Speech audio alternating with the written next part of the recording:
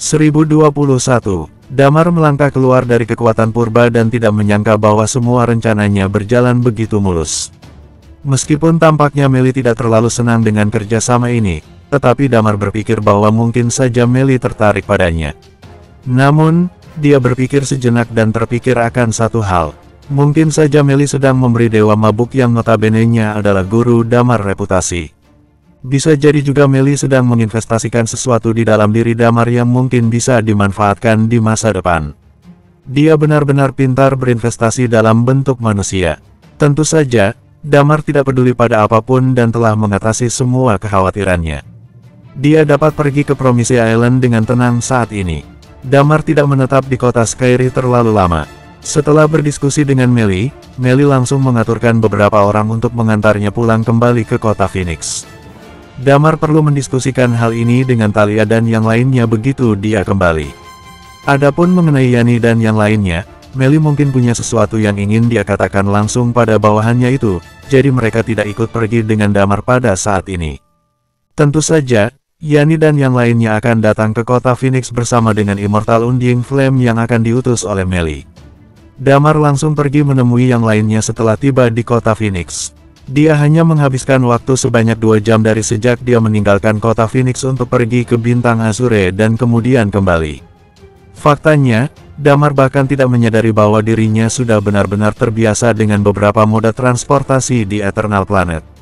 Misalnya, bola-balik antar planet dengan pesawat dan maglev car. Telinga Damar sedikit bereaksi setelah kembali ke rumah karena mendengar suara dengkuran. Sekelompok pria sedang mabuk dan tertidur di dalam. Lilia dan wanita yang lainnya sedang duduk di teras dan mengobrol. Lilia yang melihat Damar pulang langsung menghampirinya. "Bagaimana?" tanyanya. "Aku sudah bernegosiasi dengan kekuatan purba. Kekuatan purba akan mengirim seorang Immortal Undying Flame untuk datang ke sini dan membantu. Hal itu akan mempermudah Bagas dalam menerapkan reformasi baru di kota Phoenix. Namun bisa diperkirakan bahwa Bagas dan Hugo benar-benar akan sangat kelelahan setelah periode waktu ini," jawab Damar. Lilia mengangguk. "Soal itu, ya, apa boleh buat? Kita tidak punya pilihan lain," ucap Lilia. "Kalau soal yang lainnya, jika mereka ingin kembali ke bumi, maka biarkan saja mereka kembali. Semua hal di sini sudah hampir berakhir. Mengenai pengembangan kota Phoenix dan Night Watcher, Bagas dan aku bisa mengurusnya," ucap Damar. "Lalu kamu di sini dan aku di tempat lain," ujar Lilia dengan nada yang meninggi. Dasar. Terlalu malu untuk menunjukkan kasih sayang," ucap Thalia dan Nina dengan suara kecil di samping mereka. "Kali ini aku akan pergi ke Promise Island. Aku sarankan untuk tidak membawa terlalu banyak orang ke sana. Madan dan aku pasti harus pergi. Juga Thalia, Guntur, Lilia, kita pergi berlima," ucap Damar. Kurasa aku tidak perlu pergi ke sana. Aku punya tempat yang ingin aku kunjungi," ucap Thalia. Apa kamu ingin kembali ke bumi?" tanya Damar dengan penuh keraguan. "Bukan, aku mau pergi ke Gunung Elbrus," jawab Lilia sembari menggelengkan kepala. Ekspresi Damar berubah sedikit. Semua gambar di kepalanya muncul tanpa bisa ditahan. Ada belasan mayat yang tergantung terbalik di pohon. Gunung Elbrus terletak di jalan antara kota Phoenix dan kota Lukido. Tempat ini terkenal dengan pohon yang tinggi di seluruh area pegunungannya. Pada saat mereka melewati gunung itu sebelumnya, Thalia bahkan bergetar satu badan karena ketakutan. Setelah melewati Gunung Elbrus, semua perasaan menakutkan itu menghilang. Damar tidak menyangka bahwa Thalia ingin pergi ke tempat itu lagi. "Aku ingin mencari tahu apa yang terjadi dengan perasaanku pada saat itu," ucap Thalia. "Jika ada sesuatu yang kamu rasa salah dengan perasaanmu, ingatlah hal pertama yang harus kamu lakukan adalah menjauh dari sana," ucap Damar sembari mengerutkan keningnya. "Aku mengerti. Sekarang aku sudah berada di tingkat peak Eternal Undying Flame. Perlindungan diriku tidak perlu diragukan. Mengenai jarum keberuntungan yang dapat membuatku menerobos tingkatan yang lebih tinggi, kamu sisakan saja satu untukku," ucap Thalia sembari mengangguk. "Itu pasti," ucap Damar sembari tersenyum. Malam hari itu, Yani, Desi, dan Dedi tiba di kota Phoenix. Mereka juga membawa seorang Immortal Undying Flame yang cukup menarik. Orang itu adalah ayah Dedi, namanya adalah Klaus. Damar membicarakan beberapa hal secara singkat dengannya, kemudian mengenalkan Bagas padanya. Meskipun dia adalah Immortal Undying Flame, tetapi dia tidak bersikap meninggi sama sekali. Hal itu juga mungkin karena hubungan yang baik antara Damar dan Dedi. Klaus bahkan meminta Damar untuk memanggilnya dengan panggilan paman. Klaus pun tidak memandang rendah Bagas yang hanya seorang prajurit biasa. Damar memanggil orang-orang yang sedang mabuk dan tertidur itu untuk mengadakan sebuah rapat. Iman dan yang lainnya tidak mengatakan apapun ketika mengetahui bahwa Damar dan yang lainnya berencana untuk pergi. Mereka hanya memberitahu Damar untuk lebih berhati-hati. Setelah itu, Damar, Lilia, serta Madan membawa Guntur yang masih di bawah pengaruh alkohol untuk naik ke atas pesawat dan meninggalkan kota Phoenix. Mereka akan pergi ke Promise Island. Hanya ada satu cara ke sana, yaitu menggunakan kapal. Promise Island adalah sebuah pulau yang tidak bisa didekati oleh pesawat. Ada banyak burung di pulau itu dan mereka selalu menyerang pesawat. Tidak ada satu pesawat pun yang bisa mendarat di sana. Kapal adalah satu-satunya alternatif yang lebih aman. Tentu saja, kapal di Eternal Planet menggunakan batu energi sebagai sumber kekuatan. Kecepatannya juga cukup cepat dan butuh waktu 1,5 hari untuk tiba dengan kapal. Sebelum ini, mereka harus terlebih dahulu tiba di sebuah kota bernama Gambia. Ini adalah kota yang sangat dekat dengan laut. Jika ingin pergi ke Promise Island, harus melewati kota ini. Hanya kota ini yang menyediakan kapal untuk menuju ke Promise Island. Tim dengan total 7 orang itu bersiap-siap. Desi dan Yani mengenakan jubah mereka untuk menyembunyikan rambut perak mereka. Damar dan Lilia juga melakukan penyamaran sederhana dengan mengenakan topeng. Keberadaan tulang naga sudah diketahui oleh seluruh orang di Eternal Planet sekarang. Meskipun tidak banyak orang yang tahu bagaimana penampilan mereka, tetapi akan tetap menjadi masalah besar jika ada yang mengenali mereka. Mereka melakukan perjalanan kali ini untuk mencari sesuatu, jadi mereka harus lebih berhati-hati dan menghindari masalah sebisa mungkin. Mereka tiba di kota itu pada malam hari. Mereka sudah menghabiskan sejumlah mutiara emas di pelabuhan untuk membeli tiket. Mereka pun berhasil naik ke kapal. Kapal di dunia ini sangat berbeda dengan kapal yang ada di bumi. Kapal mereka agak mirip seperti piring dengan 5 lapisan di dalamnya. Di sekelilingnya terdapat bentuk lingkaran besar yang merupakan geladak. Setiap tiket mendapatkan 1 kamar. Kapal ini cukup besar dan memiliki 4 hingga 5 lantai yang cukup untuk ditinggali. Lantai ketiga adalah restoran dan lantai kedua adalah kasino. Di mana ada orang pasti ada perjudian di sana. Namun, Damar yang sudah datang ke Eternal Planet selama 2 kali tidak pernah mengunjungi kasino mereka. Sedangkan untuk lantai pertama adalah tempat untuk bersenang-senang. Jika ingin menuju lantai 5, maka mereka harus melewati lantai 1. Damar melirik ke kiri dan ke kanan saat dia melewati lantai 1. Dia menemukan bahwa ada banyak sekali wanita cantik di sini. Tentu saja, dia hanya berani meliriknya secara diam-diam dan berlari menuju ke kamarnya dengan wajah yang suram. Setelah mereka naik pesawat, tidak lama kemudian Damar merasa bahwa kapal itu mulai bergerak. Mereka meninggalkan pelabuhan dengan kecepatan yang hampir tidak normal dan melaju menuju ke Promise Island. Tepat ketika Damar dan yang lainnya sedang berada di atas kapal, ada hal lain yang terjadi di kota Phoenix. Talia merapikan ranselnya, kemudian meletakkan 2 pedang yang berbeda ukuran di punggungnya. Dia langsung mengendarai maglev car dan meninggalkan kota Phoenix.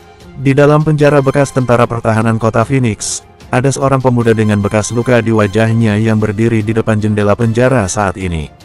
Dari jendela itu dia bisa melihat langit di luar. "Paman, apakah ini adalah hasil yang kamu inginkan?" Gumam bocah itu sembari terus memandang keluar. Aku tidak menyangka bahwa mereka benar-benar bisa menggulingkan 4 keluarga besar." Di ruang di belakangnya, terdengar suara seorang pria tua. "Kita sudah ditangkap. Apa kamu pikir kita dapat bertahan hidup dengan mengkhianati orang-orang di daerah tandus? Ruby akan benar-benar berakhir," ucap bocah itu sembari menghela napasnya. Boom! Begitu suara itu jatuh, dinding di belakang mereka tiba-tiba mengeluarkan suara retak. Tidak lama kemudian tembok itu runtuh. Di bawah cahaya yang redup di balik dinding, ada selusin orang berjubah yang berdiri di sana. "Master," mereka memandang bocah itu, kemudian berlutut dengan 1 kaki. Pemuda itu sedikit ketakutan. Dia menatap orang-orang yang ada di depannya dengan ekspresi terkejut dan sedikit ketakutan untuk sementara waktu. Di belakang bocah itu, ada orang-orang dari planet Ruby yang sepertinya tidak mengerti apa yang terjadi. Jika diperhatikan baik-baik, orang-orang ini menemukan bahwa selusin orang yang berjubah ini memiliki ciri khas Hades Palace di jubah mereka. Bersambung 1022. Di bawah cahaya yang redup dan selusin sosok yang berlutut itu ada seorang pria dengan bekas luka di wajahnya mengangkat kepala dan menatap orang yang ada di depannya. Kalian sudah salah mengenali orang, ucap pemuda itu dengan cepat. Kamu adalah putra penguasa planet Ruby. Namamu adalah Gandia dan usiamu 19 tahun, ucap pria parubaya itu dengan suara yang tenang.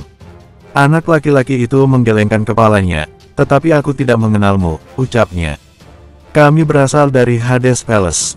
Master, Anda adalah putra Raja Hades, Sun, ucap pria parubaya itu. Paman, Gandia menatap lelaki tua di sebelahnya. Pria tua itu hanya menatap kosong ke depan.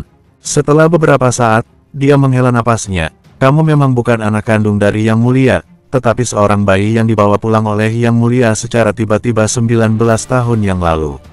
Yang Mulia tidak mengatakan dengan jelas dari mana asalmu, tetapi dia hanya mengatakan bahwa kamu adalah penguasa planet Ruby di masa depan. Ucapnya, Master, ikut kami kembali ke Hades Palace. Ucap pria parubaya itu lagi. Master, kami tidak punya pilihan lain. Jika Anda tidak ikut bersama kami, maka bisa dijamin bahwa kita akan mati di tempat ini. Ucap yang lain membuka mulutnya. Adapun mengenai asalmu, aku akan memberitahumu dengan jelas di jalan dari mana kamu lahir dan apa alasanmu bisa sampai di tempat ini hari ini. Kita harus pergi sekarang juga. Ada 2 Immortal Undying Flame di kota Phoenix. Ucap pria parubaya itu. Baik, aku ikut dengan kalian. Ucap Gandia dengan wajah yang dipenuhi dengan bekas luka. Sekelompok orang keluar dari penjara tentara pertahanan kota dan bergegas keluar dari kota Phoenix. Pada saat yang sama, ada 2 orang yang saling bertarung di atap gedung tinggi di kota Phoenix. Ini bukan tempat di mana kamu seharusnya berada, ucap ayah Daddy, Klaus, sembari menatap orang di depannya yang tertutup jubah. Orang ini benar-benar tidak terlihat wajahnya sama sekali. Aku tidak menyangka bahwa seorang panglima perang yang bermartabat sepertimu pada akhirnya menjadi anjing damar. Meskipun dia memiliki tulang naga, tetapi dia hanya seorang Peak Eternal Undying Flame. Kamu ternyata, orang di depannya mengatakan hal ini dengan nada penuh keheranan. Denzel, Klaus samar-samar menatap orang yang ada di depannya. Kekuatan jiwa memiliki pilihannya sendiri dan kekuatan purba juga berhak menentukan apa pilihannya. Di sini tidak ada giliranmu untuk berbicara atau mengeluarkan pendapat, ucap Klaus. Aku tahu Damar sudah tidak di sini. Denzel berkata dengan ringan, aku di sini untuk menemuimu secara khusus. Aku harap kamu dapat memberitahu kabar ini kepada Ketua Meli ketika kembali nanti. Damar akan mengambil alih kota Phoenix dan membentuknya menjadi Night Watcher. Menurutku, ini adalah sinyal baginya untuk bergabung dengan Eternal Planet. Dia adalah pemilik tulang naga dan ada dewa mabuk yang berdiri di belakangnya. Saat waktunya tiba, tidak menutup kemungkinan bahwa dia akan menjadi bajingan. Ucapnya, apa kamu yakin ingin melihat organisasi yang dibentuk oleh Damar menjadi semakin kuat? Lanjut Denzel bertanya dengan muram. Tidak menjadi masalah bagi kami. Kami tidak masalah jika 8 kekuatan utama menjadi 9 kekuatan utama. Damar juga sudah berkata bahwa jika apa yang dia rencanakan sekarang berhasil dan menjadi besar, hal pertama yang akan dia lakukan adalah menghancurkan kekuatan jiwa dan kekuatan darah. Pada saat itu 8 kekuatan utama akan kehilangan 2 peran, dan ditambah dengan 1 Night Watcher, total akan menjadi 7 kekuatan utama. Kekuatan purba hanya akan duduk di gunung dan menyaksikan pertarungan. Tidak menutup kemungkinan bahwa kami akan mendapatkan banyak sumber daya, jawab Klaus sembari tersenyum. Denzel sangat terkejut dengan jawaban Klaus, dia kemudian mencibir, kamu tidak akan bisa melihat hari itu tiba.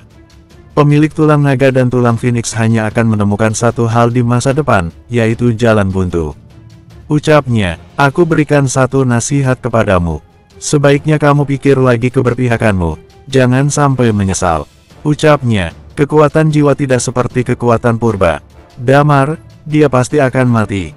Ucap Denzel sembari tersenyum. Terserah apa katamu, sekarang aku ada di kota Phoenix, dan kamu silakan pergi dari sini. Ucap Klaus sembari melengkungkan bibirnya. Denzel tersenyum, kemudian seluruh tubuhnya perlahan menghilang dalam kegelapan. Orang bodoh. Klaus mencibir ketika melihat Denzel menghilang, kamu tidak tahu apa-apa soal Peak Eternal Undying Flame yang berusia 25 tahun itu. Jika dia berhasil menemukan jarum keberuntungan dengan lancar, dia pasti akan langsung menjadi Immortal Undying Flame dan hal pertama yang akan dia lakukan adalah membunuhmu. Jika kamu berencana untuk membunuhnya, itu sama saja dengan menggali kuburanmu sendiri. Gumamnya, Damar tidak tahu apa yang terjadi di kota Phoenix. Pada saat ini dia sedang berada di atas kapal. Kapal itu bergerak dengan cepat di permukaan air melawan angin dan ombak. Setelah Damar meletakkan barang-barangnya di kamar, dia dan Lilia berjalan ke Geladak dengan rasa penasaran. Tidak sedikit juga orang yang berjalan-jalan di kapal ini. Istana bawah tanah Kaisar Gesa telah membuat seluruh Eternal Planet menggila. Promise Island dikenal dengan pulau yang memiliki akumulasi perusahaan teknologi legendaris yang telah berdiri selama beberapa zaman. Bahkan setelah bertahun-tahun, masih banyak orang yang mengandalkannya. Selain itu, jika dibandingkan dengan pemburu harta karun di alam liar, tingkat pemburu harta karun yang pergi ke Promise Island tentu jauh lebih kuat. Damar tidak menemukan ada seorang pun yang berada di bawah tingkat dewa di tempat ini. Desi dan Dedi menyembunyikan aura mereka. Kedua orang dari kekuatan purba ini sudah menemukan cara untuk menyembunyikan chi mereka. Mereka yang pergi ke Promise Island beranggotakan 7 orang. Di antara mereka ada Desi yang hanya menunjukkan chi Half Undying Flame dan yang lainnya mengeluarkan chi di tingkat dewa. Mereka setara dengan tim pemburu harta karun biasa dan mereka melakukan ini agar tidak mencolok. Damar menatap laut dengan penuh rasa ingin tahu. Tampaknya suasana seperti ini tidak jauh berbeda dengan bumi. Satu-satunya perbedaan adalah kapal itu tetap sangat stabil di tengah gelombang ombak. Damar benar-benar tidak tahu bagaimana mereka bisa menciptakan teknologi ini.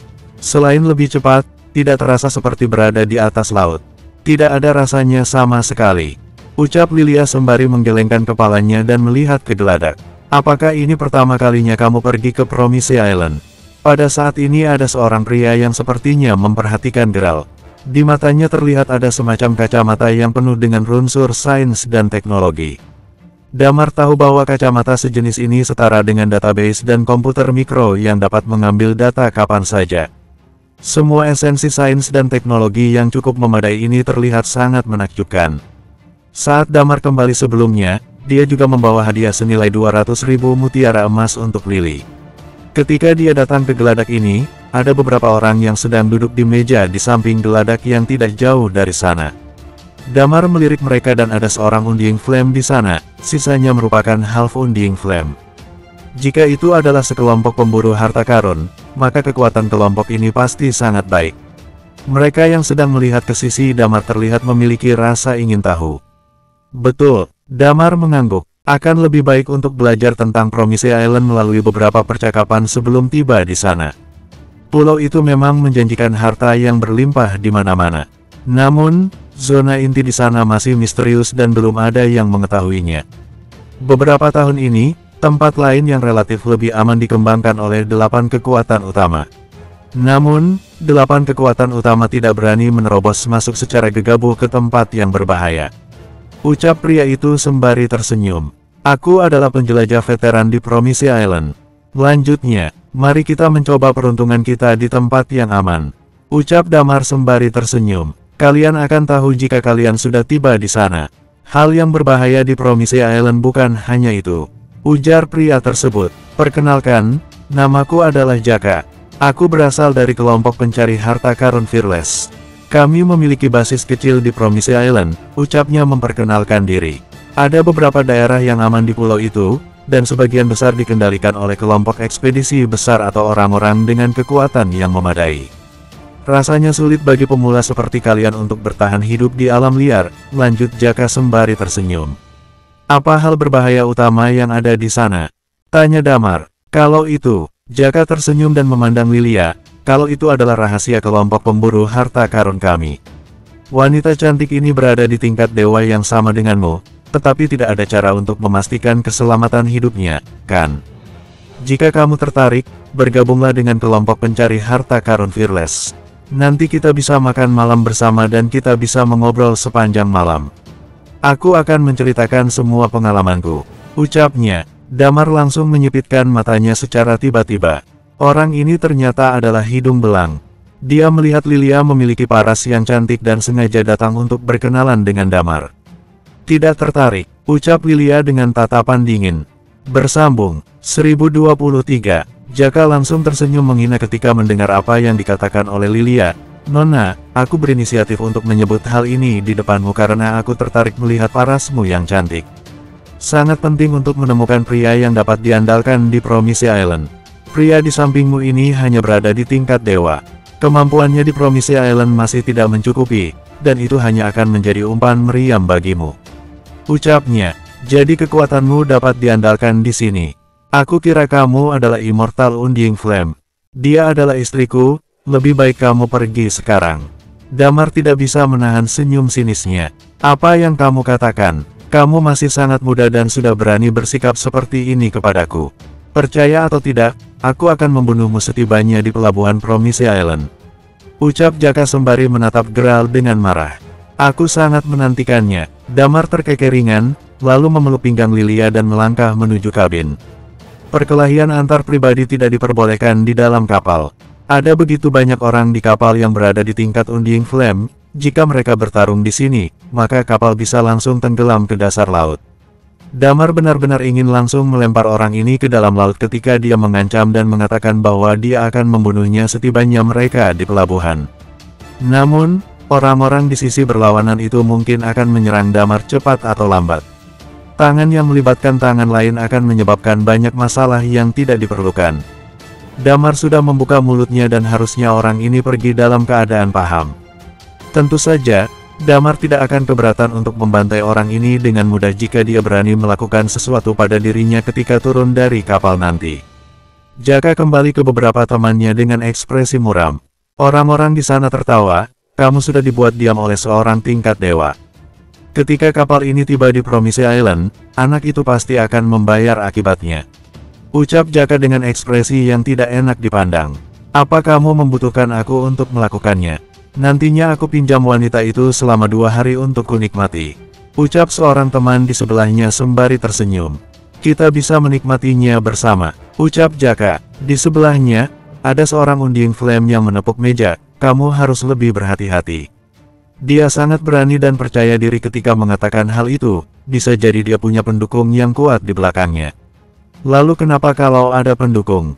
Di Promise Island, aku bisa menggunakan 1001 cara untuk menghancurkannya tanpa diketahui oleh siapapun. Ucap Jaka sembari mencibir. Damar dan Lilia masuk ke dalam kabin.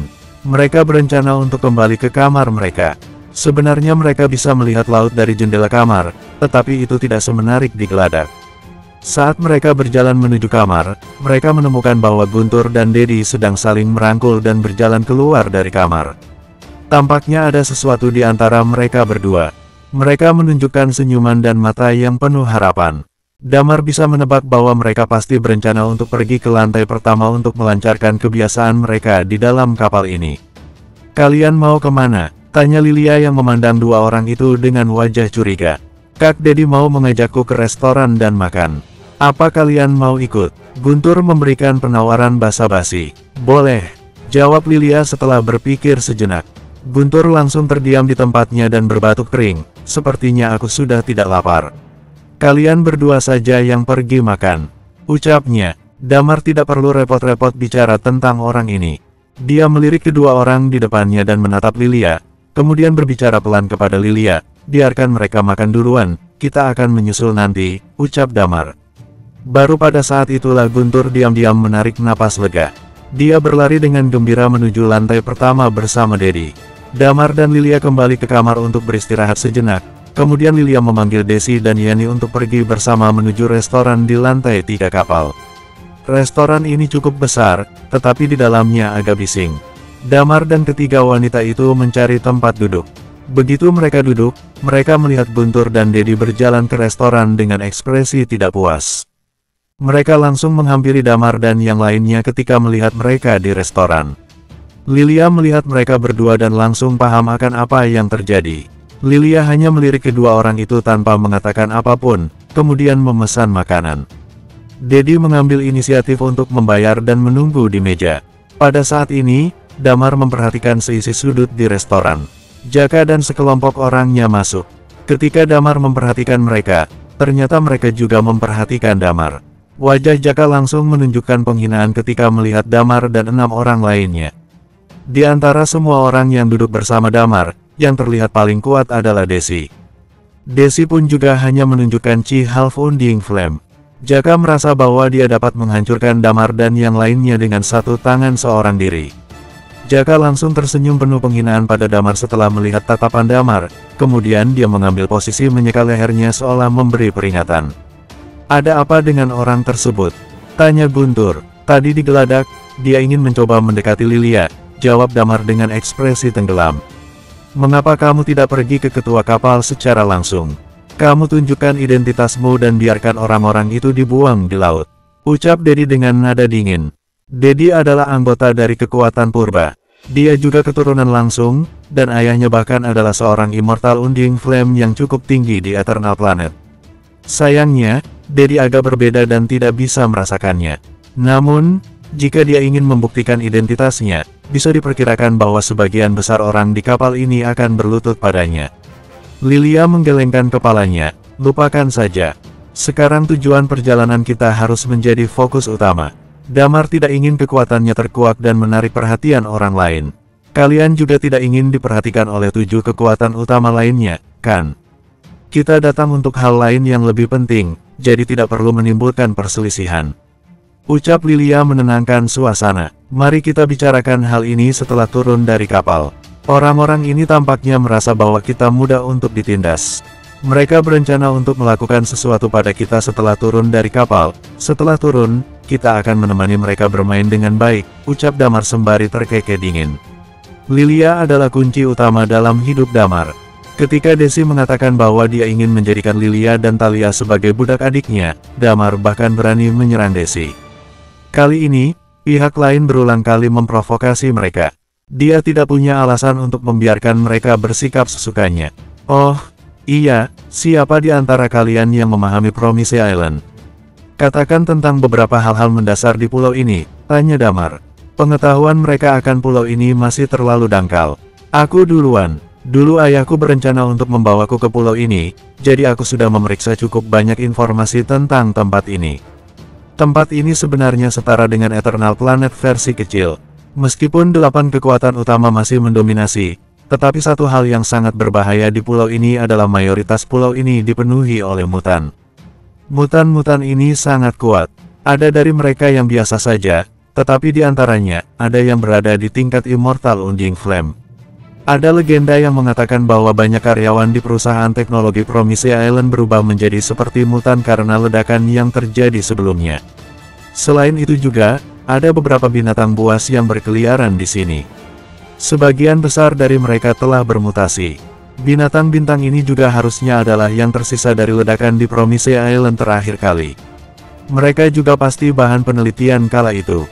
Mereka menetap dan akhirnya berkembang biak. Selain itu, ini adalah tempat manusia untuk berburu harta karun.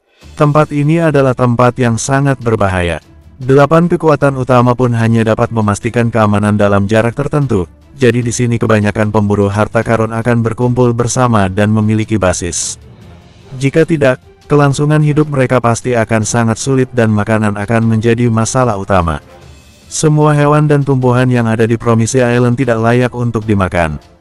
Damar menarik napasnya dalam-dalam. Dia merasa bahwa tempat ini agak seperti situs mutan besar. Siapa yang tahu jenis penelitian dan pengembangan apa yang dilakukan perusahaan teknologi pada saat itu?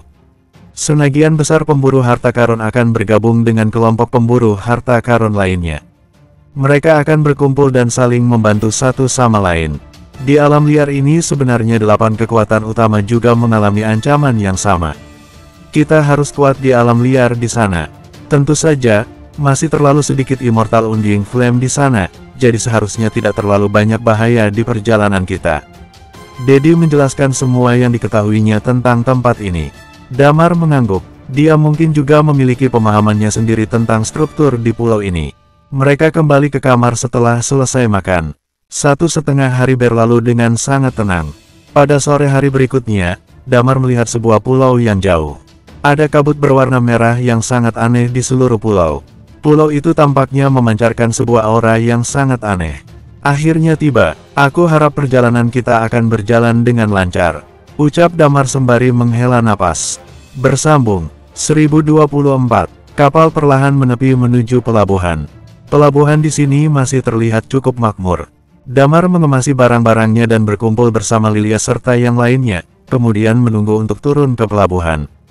Pada saat ini Dedi berinisiatif untuk melakukan perkenalan. Ini adalah Promise Island. Meskipun berbahaya, tetapi masih ada banyak orang yang bersemangat untuk pergi ke sini. Namun, orang yang mencobanya kebanyakan tidak lebih tinggi dari tingkat dewa. Kabut merah ini terbentuk secara alami di pulau ini. Kabut ini bisa membuat orang kehilangan dirinya sendiri dan menjadi gila secara langsung. Mereka bisa langsung menjadi para mutan. Ada beberapa ilmuwan yang datang untuk mengumpulkan dan membawa pulang kabut di sini untuk mempelajarinya, tetapi hasil penelitiannya tidak pernah keluar, ucapnya. Namun, banyak orang yang percaya bahwa kemungkinan besar ledakan besar di perusahaan teknologi Promise Island yang membuat kabut ini ada. Tentu saja, itu semua masih spekulasi. Sampai detik ini Promise Island sudah berdiri selama ribuan tahun, tetapi tidak ada yang bisa menemukan alasannya. Teknologi di Eternal Planet juga dalam keadaan stagnan selama ribuan tahun, lanjutnya. Hal yang paling penting pada saat itu adalah tidak ada yang tahu semua orang yang terkena ledakan itu masih ada yang selamat atau tidak. Namun yang pasti, ledakan itu menyebabkan generasi selanjutnya yang memiliki karakteristik keahlian terputus, ucap Yani sembari mengangguk. Damar melihat kabut yang tidak jauh di sana, dan ada sedikit kontemplasi di wajahnya. Pada saat ini kapal sudah merapat ke tepian dermaga. Pulau ini hanya memiliki satu pelabuhan. Namun, pulau ini sebenarnya cukup besar. Untuk mencapai tempat tujuan sebenarnya harus menempuh beberapa tempat. Kekuatan purba memiliki sebuah kota kecil di bagian barat daya pulau. Dari spekulasi yang ada, harusnya tempat itu berada di zona inti dari perusahaan teknologi Promise, ucap Dedi menjelaskan. Damar mengangguk. Sementara mereka sedang berbicara, kapal itu juga berlabuh dengan kuat ke dermaga, diikuti dengan ada banyak orang yang mulai meninggalkan geladak. Orang-orang di kapal ini semuanya adalah ahli bela diri di tingkat dewa. Damar melihat ekspresi semua orang yang ada di sana. Mereka memiliki harapan dan ketakutan di saat yang bersamaan. Harapannya adalah mereka dapat menemukan sesuatu yang berharga di pulau ini dan menjadi kaya dalam waktu semalam. Ketakutan yang mereka rasakan adalah pulau ini akan terlalu berbahaya bagi mereka. Kekuatan purba sudah mengatur seorang ahli bela diri di tingkat Half Undying Flame untuk menjemput kita di sini. Tidak ada satupun dari kita yang memiliki pengalaman untuk bertahan hidup di alam liar. Sebagian besar yang aku tahu tentang pulau ini juga aku baca dari buku dan cerita orang, tetapi tidak ada pengalaman nyata dalam menjalani kehidupan di pulau ini. Seseorang akan mengenalkan kita terlebih dahulu tentang hidup di sini. Jadi, pada saat kita hendak pergi, kita juga sudah mendapatkan pengalaman yang cukup, ucap Dedi. Damar mengangguk. Bagus. Mereka mulai berbaris untuk turun. Tepat ketika mereka turun, ada Jaka dan sekawanannya dengan total jumlah 10 orang juga mengikuti dengan cermat dan melangkah turun. Mereka mengikuti kita, ucap Guntur dengan ekspresi bersemangat di wajahnya. Tampaknya mereka benar-benar ingin melakukan sesuatu kepada kita, tambahnya. Memang terlihat seperti itu, ucap Damar yang mengangguk perlahan. Mereka berjalan turun dari kapal. Ada banyak orang yang datang untuk menyambut para penumpang di pelabuhan. Ada seorang wanita yang bergegas menyambut Dedi dan yang lainnya ketika melihat mereka turun. Wanita itu melangkah mendekati Dedi. Tuan Dedi, tanyanya dengan lembut. Jelas, dia telah memperoleh informasi dari Dedi sebelumnya. Orang dari kekuatan purba pasti akan datang untuk menjemput mereka di pulau ini. Kami datang ke sini untuk melakukan tugas, ucap Dedi. Orang itu mengangguk dengan cepat. Namaku adalah Nina. Mobil diparkir di luar pelabuhan. Mari, ikut denganku, ucapnya dengan sopan. Dedi dan yang lainnya tidak banyak bicara. Mereka juga menutup rapat misi yang harus mereka lakukan. Damar dan yang lainnya berjalan melalui pelabuhan. Di atas pelabuhan ada banyak maglev car yang terparkir. Apakah memungkinkan mengendarai maglev car di tempat seperti ini? Tanya Damar dengan penuh rasa ingin tahu. Iya, tapi kita harus bergerak lebih cepat, jawab Nina sembari mengangguk. Segera setelah itu mereka menghampiri mobil mereka, tidak ada tanda kekuatan purba. Tanya Guntur sembari mengerutkan keningnya. Di sini berbeda dengan Eternal Planet. Orang-orang yang berakhir di alam liar di sini kebanyakan adalah orang-orang yang putus asa. Mereka akan melakukan segalanya untuk bertahan hidup dan mendapatkan lebih banyak keuntungan untuk diri mereka sendiri. Jika mengungkapkan identitas kekuatan purba di sini, maka tidak menutup kemungkinan orang-orang itu akan cemburu. Mereka pasti akan menjadi gila dan bersemangat karena orang-orang dari kekuatan purba pasti memiliki banyak harta di tangan mereka. Jika mati di Eternal Planet, mungkin jejaknya masih ada yang tertinggal dan bisa diselidiki. Namun, jika mati di tempat ini, maka tidak akan ada yang bisa mengetahuinya, jawab Nina. Kalian sedang diperhatikan, lanjut Nina bertanya sembari mengerutkan kening. Masalah kecil, kita biarkan mereka terus merasa kita bisa diintimidasi dan biarkan mereka mengikuti kita, jawab Dedi dengan ringan. Nina sempat terkejut lalu memahami apa yang dimaksud oleh Dedi. Baiklah, ayo masuk ke dalam mobil, ucapnya sembari mengangguk. Damar masuk ke mobil dan mobil itu mulai melaju menjauh dari pelabuhan dengan kecepatan yang masih masuk akal.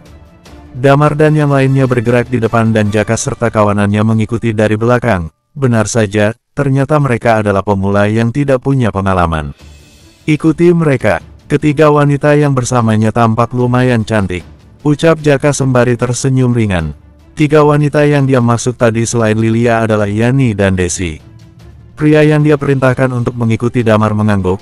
Bisnis yang harus dilakukan ketika pertama kali kembali ke sini adalah merampok maglev car milik para pemula itu. Ada tiga wanita cantik di sana yang bisa kita bawa. Kita sudah setengah tahun tidak kembali. Tiga wanita ini akan menjadi pembuka yang baik untuk menghilangkan kebosanan, ucapnya. Selama percakapan, mereka juga terus melaju mengikuti Damar dan yang lainnya. Kecepatan maglev car mereka tidak terlalu cepat dan Damar bisa merasakan ada orang yang mengikutinya dari belakang. Setelah mereka meninggalkan pelabuhan selama sekitar setengah jam, mereka benar-benar sudah memasuki alam liar. Pada saat ini, dua bayangan melintas dengan cepat kemudian menyalip mereka.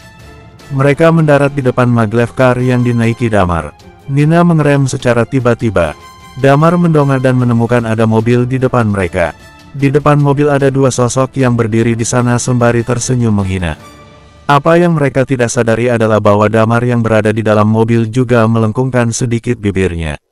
Ayo, turun, ucap Guntur. Setelah Guntur mengatakan hal tersebut, pintu maglev car terbuka dan Damar melompat turun. Nina mengerutkan keningnya sembari memandang Dedi.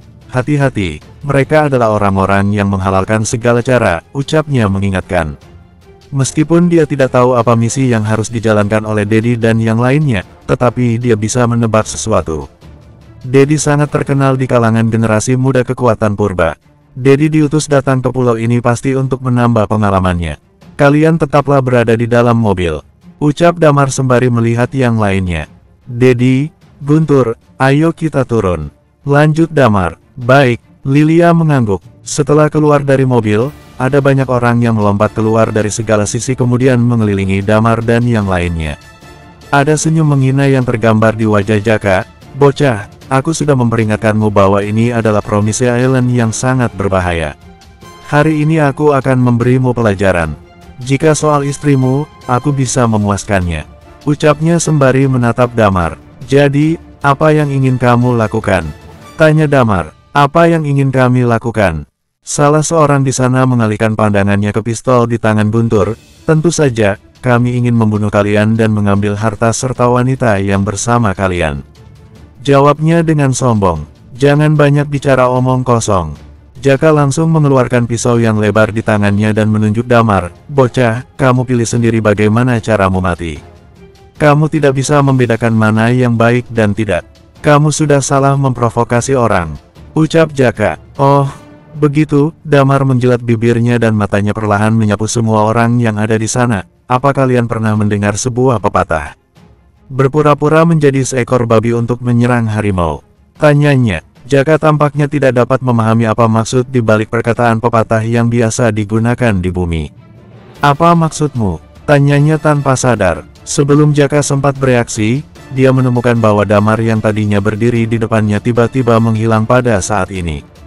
Ketika dia mencoba memfokuskan pandangannya, dia menemukan bahwa Damar sudah berdiri tepat di depan wajahnya.